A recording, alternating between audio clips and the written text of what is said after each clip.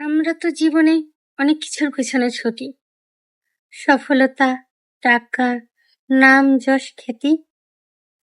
কিন্তু কখনো ভেবে দেখেছি কি, যারা আমাদের বড় করেছে, হাঁটতে শিখিয়েছে, লালন পালন করেছে, তাদের ঠিকমতো সময় দিচ্ছি? না, আমাদের সময় কাটানোর হাতিয়ার হলো আমাদের হাতের এই ফোন, অনলাইন, ইন্টারনেট। কিন্তু তাদের, হ্যাঁ, কিছু কিছু ঘরে এখনো টিভি পাওয়া যায়, কিন্তু অধিকাংশই এখনো মা বাবারা একাকিত্বে ভোগে, কিন্তু সেদিকে আমরা কেউ নজর দেই না। কিন্তু তারা আমাদের নিঃস্বার্থভাবে ভালোবাসে। তাদের ভালোবাসা হলো আমাদের ছায়া।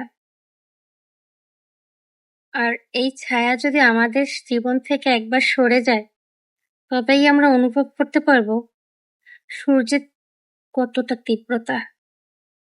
তাই এখন আমাদের হাতে সময় আছে, দেরি না করে আমাদের উচিত তাদের সময় দেওয়া।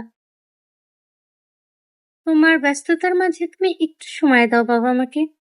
তারা এত খুশি হবে যে তুমি যে সময়টা অনলাইনে কাটাতে, তার থেকে বেশি তুমি আনন্দ পাবে।